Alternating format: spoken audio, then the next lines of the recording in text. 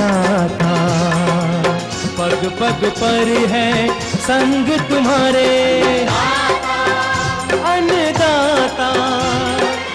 लहू किसानों का बन के पसीना सींचता है धरती का सीना। मेहनत का तेरी हक दिलवाने, नई तकनीक नई खोज बताने।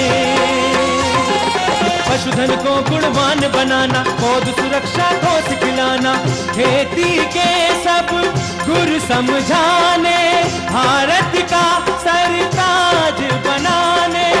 आठों पहर है संग तुम्हारे अन्नदाता, अन्नदाता। नमस्कार, मैं शालिनी आप सभी दर्शकों का अन्नदाता कार्यक्रम में स्वागत करती हूं। हर रोज की तरह आज भी हम कार्यक्रम में लेकर के आए हैं खेतीबाड़ी से जुड़ी हुई बहुत सी लाभकारी जानकारियां। तो चलिए सबसे पहले देखते हैं कि क्या है विशेष आपके लिए आज के कार्यक्रम में। मधुमक्खियों से गुणवत्ता युक्त अधिक शहद उत्पादन हेतु मधुमक्खियों की देखरेख। पपीते के पौधों से अधिक उपज हेतु पपीते बाग का प्रबंधन। गन्ने के पौध तैयार करने हेतु बड़ चीपर यंत्र की जानकारी।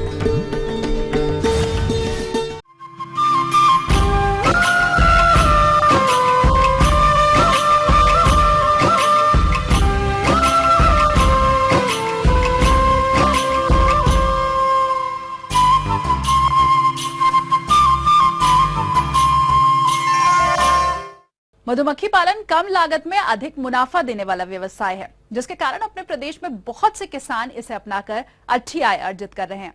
लेकिन आपको बता दूं कि इस व्यवसाय में हर समय देखरेख की जरूरत रहती है, अन्यथा थोड़ी सी भी लापरवाही मधुमक्खी पालन व्यवसाय को घाटे की तरफ ले जा सकती है। इसीलिए मधुमक्खी पालन में इस समय क्या कुछ करना आवश्यक है, इसकी जानकारी के लिए हमारे बीच उपस्थित हैं ग्राम गगोह, जिला सहारनपुर के प्रगतिशील मौन पालक अजय सैनी। किसान भाइयों, जैसा अभी सर्दी का सीजन शुरू होने वाला है, तो कई बार सर्दियों के मौसम में किसान भाइयों की, हमारे मधुमक्खी पालकों की ये शिकायत रहती है कि साहब मधुमक्खियों में दस्त की शिकायत है और दूसरी दिक्कतें आती हैं। तो किसान भाइयों, मैं कुछ सुझाव आपको देना चाहूँगा कि सर्दी का सीजन, ताकि फिर आप आराम से उसका मुकाबला कर सकें, आपकी मधुमक्खियाँ उसमें कमज़ोर ना हों और आपको अच्छा उत्पादन मिले।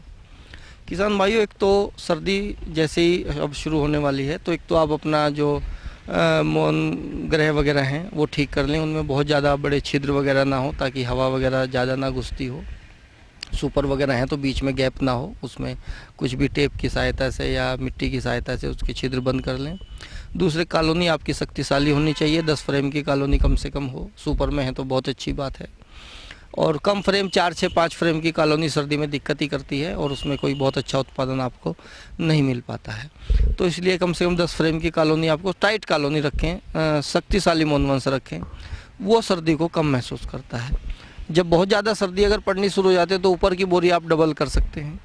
यदि कुछ हमारे मधुमक्खी पालक पहाड़ों में या जहाँ थोड़ा बर्फबारी भी होती हो, अगर ऐसी जगह हैं जहाँ टेम्परेचर बहुत ज़्यादा कम हो जाता हो, तो वहाँ आप नालीदार गत्ते का प्रयोग कर सकते हैं। चारों तरफ बॉक्स के नालीदार गत्ता लगा सकते हैं, उससे टेम्परेचर मेंटेन करने में काफ़ी मदद मिलेगी और अंदर का तापक्रम जो है वो बढ़ जाएगा। सबसे जो आवश्यक बात है किसान भाइयों, जैसे सर्दी का महीना है, नवंबर, दिसंबर, जनवरी, इसमें आपके जो मौनवंश है वो ऐसे धूप वाले स्थान में होने चाहिए कि सूरज निकलते ही धूप पड़नी चाहिए और शाम को सूर्य की आखिरी किरण तक आपके बक्सों के ऊपर रहनी चाहिए, क्योंकि सूर्योदय के साथ साथ ही मधुमक्खियाँ अपना कार्यक्रम, अपना दिन भर का दिनचर्या जो है शुरू करती हैं और सूर्यास्त के साथ साथ वो ख़त्म करती हैं। तो इसलिए ये ज़रूरी है कि सर्दी के मौसम में दिन भर पर्याप्त मात्रा में धूप जो है आपके मौनवंशों पर आनी चाहिए। यदि आपके मौन ग्रह कहीं छायादार जगह में, कहीं बाग में, ऐसी जगह रखे हैं तो उनको आप तत्काल शिफ्ट कर लें, और शिफ्ट एकदम छाया से धूप में ना रखें, एकदम पास में। यदि उनको पहले ले जा कर के 3-4 किलोमीटर दूर रखने पड़ेंगे, फिर वापस उसी स्थान पर अगर रखने हैं धूप में तो वापस ला करके रखें। ऐसा नहीं कि आपने 100 मीटर की या 50 मीटर की दूरी पे आप उनको धूप में शिफ्ट कर दिया। कम से कम 3 किलोमीटर से पहले उनका माइग्रेशन ना करें, 3 किलोमीटर कम से कम रखें, उसके बाद फिर वापस उनको ला सकते हैं।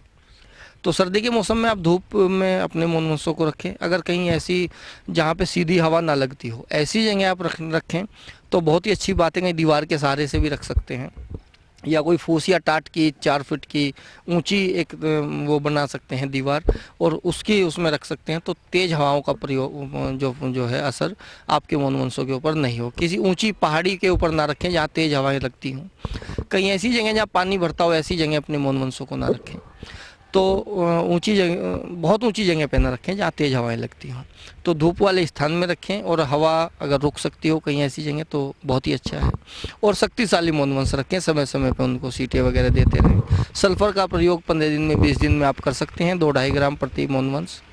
तो इस प्रकार सल्फर का प्रयोग समय से करके भी उनको भी तापक्रम नियंत्रित करने में सहायता मिलेगी। देखिए साथियों, यदि आप इन चीज़ों का ध्यान नहीं रखेंगे, मोनवंश आपके कमज़ोर होंगे, कहीं ऊंची जगह पे रखे होंगे, कहीं छायादार जगह ज़्यादा होगी जहाँ पर धूप नहीं आती है पूरा दिन, तो ऐसे में आपको एक दिक्कत ये हो सके कि डिसेंट्री मधुमक्खियों में लग जाती है। पीला पीला आपके ढक्कनों के ऊपर वो मिलेगा मल मधुमक्खियों का, और मधुमक्खी उतना आप जो सीट वगैरह डालेंगे तो उसको भी नहीं पकड़ेगी बाहर से, क्योंकि ज़्यादातर मधुमक्खियाँ जो बाहर से नेक्टर लाती हैं, पोलन लाती हैं, वो तापक्रम नियंत्रित करने में लग जाएंगी, क्योंकि पहले घर का तापक्रम उसको जो है वो नियंत्रित करना है, उसके बाद वो बाकी काम करेंगी।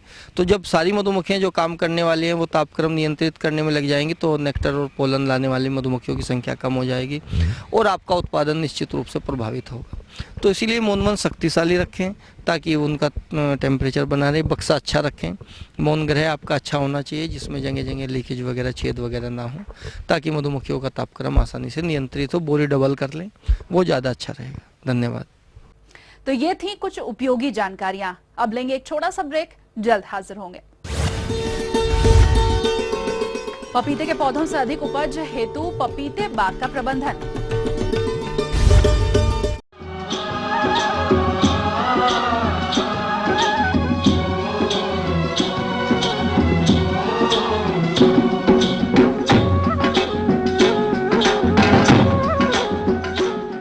ब्रेक के बाद आप सभी का एक बार फिर से अन्नदाता कार्यक्रम में स्वागत है और बढ़ते हैं अगली प्रस्तुति की ओर।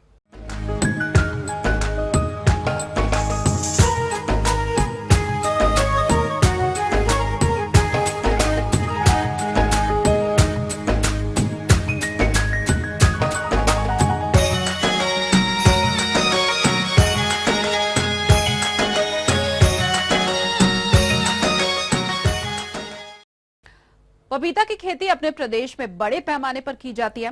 चूंकि इस समय अगस्त सितंबर माह में रोपी गई पपीते की पौध बढ़वार की अवस्था पर होगी और इस पौध से आने वाले समय में अच्छी फलन मिले, इसके लिए जरूरी है कि पपीते की खेती में किए जाने वाले समसामयिक कार्यों को सही प्रकार से संपादित किया जाए, जिसकी जानकारी के लिए हमारे रिपोर्टर ने संपर्क किया एक कृषि वैज्ञानिक डॉक्टर RL भारद्वाज से।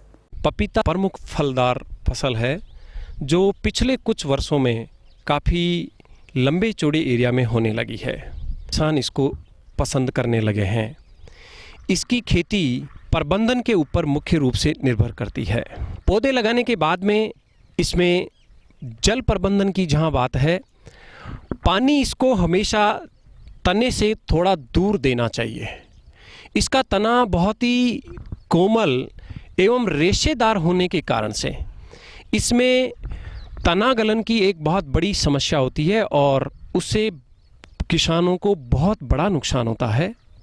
जैसे जैसे पौधा बड़ा होता है, तने के पास में आप 1.5 फीट चौड़ी एक ऊंची मेड़ बना देंगे और उसके दोनों साइडों में आप 1.5 फीट की नाली बना करके उसमें पानी देंगे।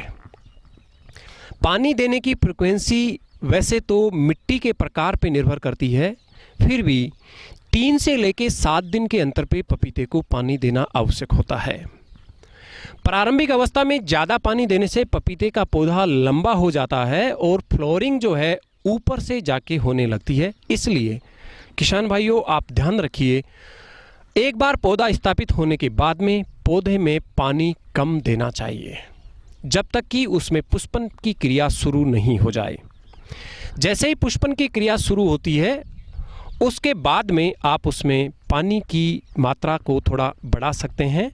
अगर आपके खेत में पानी की कमी है तो दोनों नालियों में जहां आप पानी दे रहे हैं उनको आप कवर करके मल्च का इस्तेमाल भी कर सकते हैं, जिससे पानी का जो होने वाला नुकसान है वाष्पन के द्वारा उसको आप रोक सकते हैं।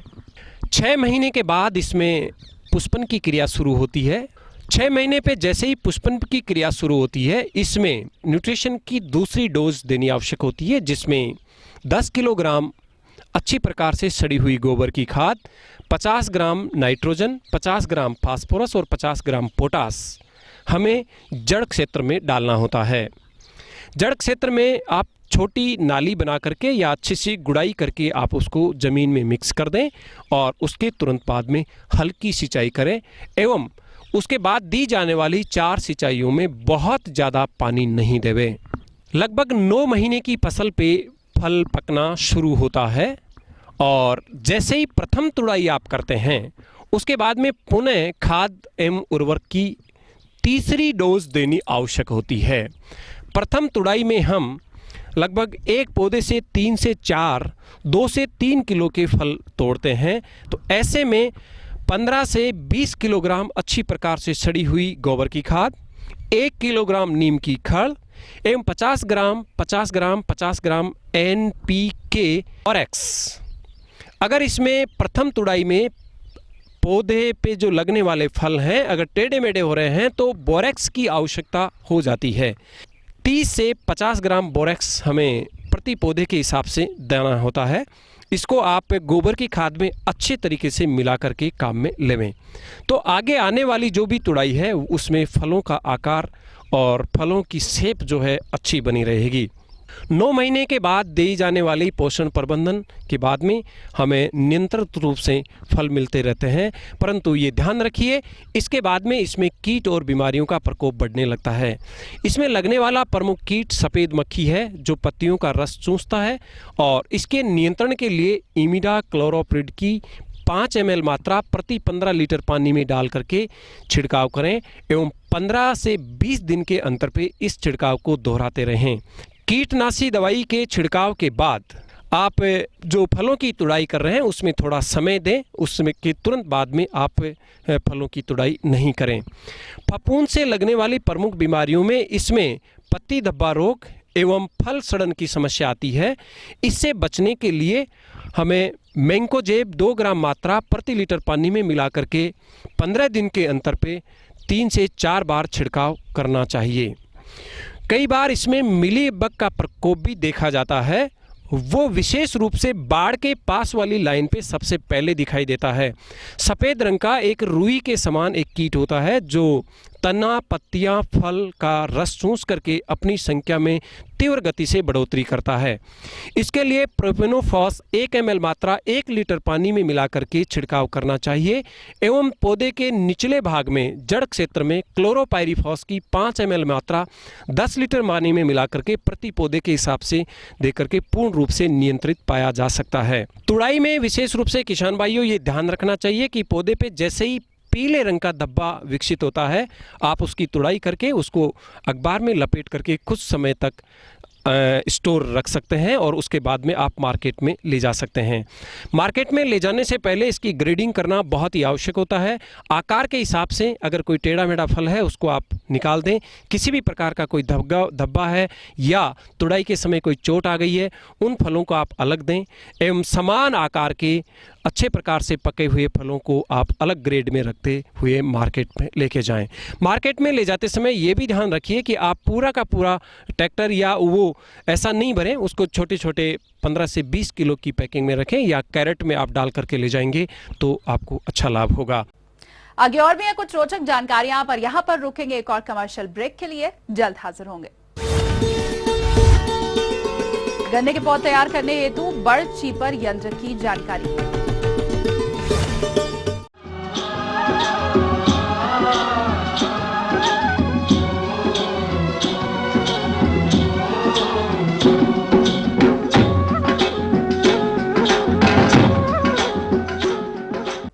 ब्रेक के बाद आप सभी दर्शकों का एक बार फिर से स्वागत है और चलिए अब रुख करते हैं अगली कड़ी की ओर।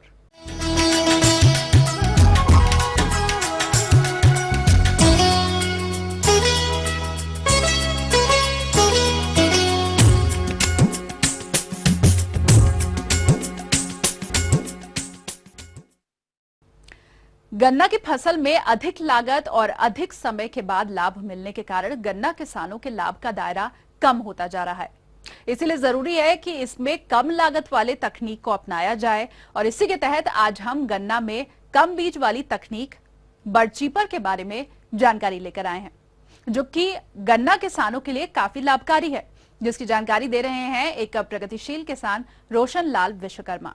ये बताना चाहता हूँ कि मशीन का नाम मैंने शुगर कैन बड चिपर रखा है, जिससे गन्ने की आँख निकलती है और पूरा गन्ना जुड़ा रहता है। उससे पहले मैं ये बताना चाहता हूँ कि मशीन के कौन कौन से पुर्जे हैं, कैसे काम करती है। तो इसमें अच्छी पकड़ के लिए हैंडल प्लास्टिक का ग्रिप लगा है और हैंडल है, इसमें ये ब्लेड है, पट्टी लगी हुई है जो एडजस्टेबल है। इसको बैठकर या टेबल पे करना है तो उस हिसाब से इसको एडजस्ट कर सकते हैं। इसमें एक बुश वाली पट्टी है जिसमें ब्लेड कसी होती है, तो ब्लेड को यदि ब्लेड की धार किसी तरह से डैमेज या खराब हो जाती है तो इसको आसानी से बदल कर रिपेयर किया जा सकता है। और इसमें एक स्प्रिंग का उपयोग किया गया है जिससे मशीन दबाने के बाद ऑटोमेटिक ऊपर चली जाती है, जिससे एक्स्ट्रा ताकत नहीं लगानी पड़ती। और इसमें पटिए का उपयोग किया गया है जिससे गन्ना जैसे ही कटता है तो इसकी ब्लेड की धार अधिक समय तक सुरक्षित रहे, खराब नहीं होती। उसके बाद इसमें जो स्क्रू लगे हुए हैं तो इनको गन्ने की मोटाई या पतलाई के हिसाब से समायोजित किया जा सकता है, जिससे एक सी आँख निकले।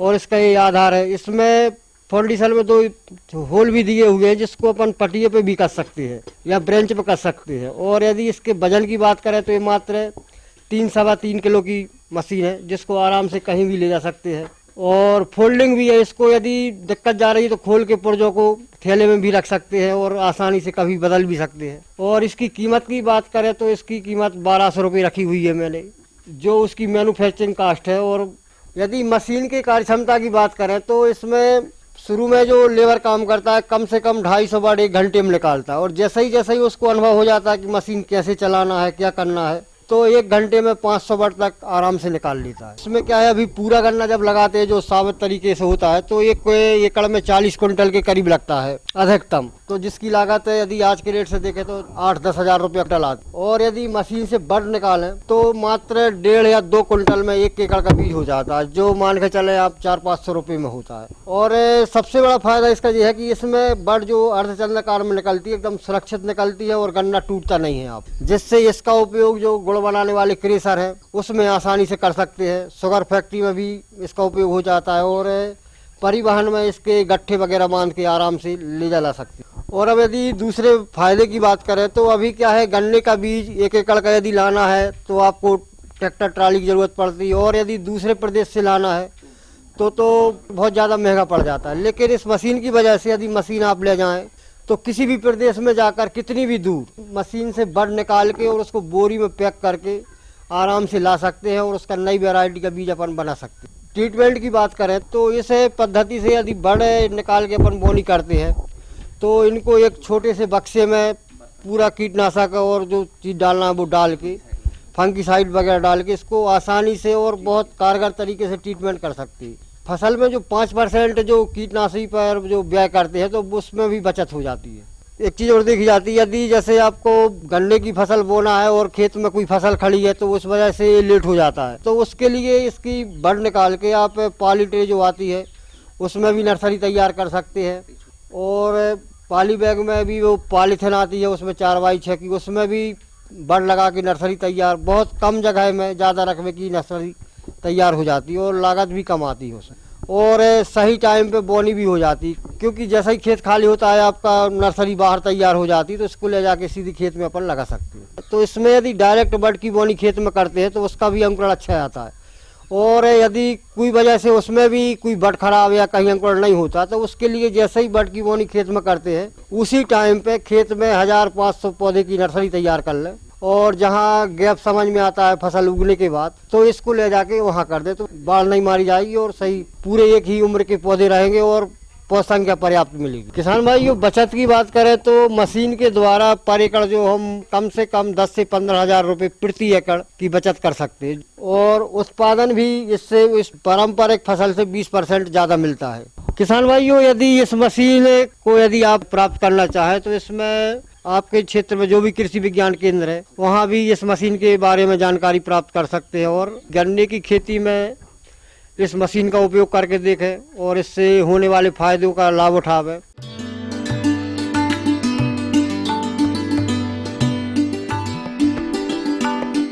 अन्नदाता हेल्पलाइन निःशुल्क फोन संपर्क सेवा के माध्यम से आपके द्वारा पूछी गई समस्याओं में से एक या फिर दो महत्वपूर्ण समस्याओं को हम अपने कार्यक्रम में शामिल करते हैं और इसी के तहत आज की चयनित समस्या और उसका जवाब इस प्रकार है। निःशुल्क अन्नदाता हेल्पलाइन में आज हमने जिस प्रश्न को शामिल किया है उसे पूछा है रोहनिया गाजीपुर के कृष्णानंद वर्मा ने। आपने उर्वरकों में उपलब्ध तत्वों और विभिन्न फसलों में प्रयोग किए जाने वाले उर्वरकों पर जानकारी चाहिए है, तो इसके लिए देखिए कार्यक्रम का यह अंश। तो इस समय जो रबी फसलें हैं उनकी बोनी चल रही है और अभी बारिश भी हो गई है, तो हमारे किसान भाई जो असिंचित दशा में खेती करते हैं वो सब बोनी में व्यस्त हो गए होंगे। और जैसे हमारे किसान भाई अभी जानते हैं कि जो लागत खर्च है विभिन्न रबी फसलों का दिन प्रतिदिन बढ़ता जा रहा है। ये हमेशा जो किसानों द्वारा ये जो प्रश्न पूछा जाता है कि जो विभिन्न फसलें हम लगाते हैं उनकी काश्त कैसे कम करें, तो ये एक बहुत विचारणीय प्रश्न है कि हम किसान भाइयों को कौन सी ऐसी तकनीक बताएं जिससे वो अपनी काश्त कम कर सकते हैं। तो जैसे हमारे किसान भाई जानते हैं कि जितनी भी लागत आती है लगभग उसका 25 से 30% जो लागत खर्च है वो उर्वरक देते हैं तो उसमें आता है, क्योंकि हमारे किसान भाई हैं अधिकतर है जो कॉम्प्लेक्स जो उर्वरक के माध्यम से देते हैं और ये महंगा भी होता है। यदि हम तुलनात्मक अपन जो उसका विश्लेषण करें, उदाहरण के तौर पर यदि आप 60 किलो स्पुर जिसको फास्फोरस कहते हैं, यदि आप डीएपी के माध्यम से स्पुर देते हैं तो उसमें 23.5 रुपए प्रति हेक्टेयर का खर्च आता है। यदि आप वही स्पुर यदि सिंगल सुपर फास्फेट के रूप में आते हैं तो वो 1860 रुपए का आता है। इसका मतलब हुआ कि 500 रुपए की बचत हो जाती है। आपको 18% आपको कैल्शियम मिलता है और 12% सल्फर मिलता है और 0.2% मैग्नीशियम और 16% स्फूर तो प्राप्त होता है। तो यदि हमारे किसान भाई मान लीजिए कि सिंचित गेहूं की काश्त कर रहे हैं, इस 120 किलो नत्रजन, 60 किलो स्फूर और 40 किलो पोटाश दे रहे हैं और यदि वो जो सरल उर्वरक हैं सिंगल सुपर फास्फेट के माध्यम से स्फूर की पूर्ति कर रहे हैं तो उनको आपको 1860 रुपए देने होंगे। और दूसरा किसान है जो डीएपी के माध्यम से स्फूर दे रहा है तो उसको 2360 रुपए देना पड़ेंगे। तो किसान भाई 500 तो इसी में मात्र उर्वरक में आप बचा सकते हैं। इसके साथ ही साथ यदि आप डीएपी के माध्यम से नत्रजन और स्फूर दे रहे हैं तो आपको अलग से जिन क्षेत्रों में आपने देखा होगा कि सल्फर की कमी हो रही तो वो आपको एक्स्ट्रा खर्च देना पड़ेगा। कैल्शियम देना है तो वो आपको एक्स्ट्रा लगाना पड़ेगा। मैग्नीशियम देने के लिए लगभग आपको 200 से 300 रुपए अतिरिक्त देना पड़ेगा, तो वो भी बचत हो रही है। तो 500 उधर बचत और 300 ये बचत, तो प्रति हेक्टेयर के हिसाब से 800 रुपए आप बचा सकते हैं। इसी प्रकार यदि आप दलहनी की फसलों की खेती कर रहे हैं रबी मौसम की तो उसमें भी 20 किलो नत्रजन, 60 किलो स्फूर और 20 किलो लगभग पोटैश दिए देते हैं। तो इसी प्रकार यदि आप डीएपी के माध्यम से नत्रजन और स्फूर की मांग की पूर्ति करते हैं दलहनी फसलों के तो भी हमने बताया कि 2360 रुपए आपको 60 किलो स्फूर देने के लिए लगेंगे। साथ ही जो यदि आप एसएसपी के माध्यम से दे रहे हैं तो 1860 लगे, इधर भी आपको 500 रुपए की बचत होगी। इसके साथ साथ जो विशेषकर जो तेल वाली फसलें हैं उसमें भी आपको सल्फर नहीं देना पड़ेगा, उसमें भी 200 से 300 रुपए आपकी बचत होगी। और पूरे जोड़ें तो आप 500 रुपए उधर स्फूर में आपके बच गए और आपको जो कैल्शियम, सल्फर और मैग्नीशियम अतिरिक्त मिल रहा है इसके भी जो 200-300 रुपए एक हेक्टेयर के हिसाब से आप जो खर्च होने वाला है उसकी भी बचत होगी। तो किसान भाई निश्चित तौर पर इन तरीकों को अपनाना पड़ेगा, इससे काश्त भी घटती है और जो पोषक तत्व जो अपन जो कॉम्प्लेक्स उर्वरक के माध्यम से देते हैं तो उससे मात्र नत्रजन, स्फूर और पोटाश जो आवश्यक पोषक तत्व हैं वो भर मिलते हैं।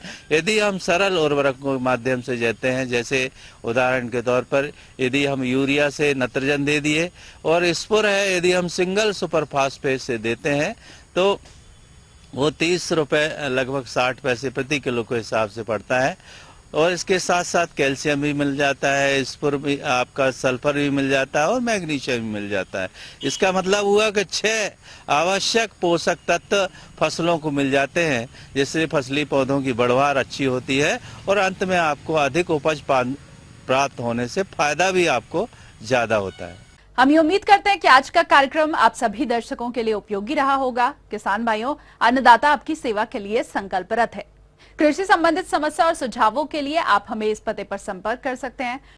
प्रोड्यूसर अन्नदाता, ETV Uttar Pradesh Uttarakhand, Ramoji film city, Hyderabad 501512। साथ ही आप हमें ईमेल भी कर सकते हैं। हमारा ईमेल आईडी है annadata.up@etv.co.in।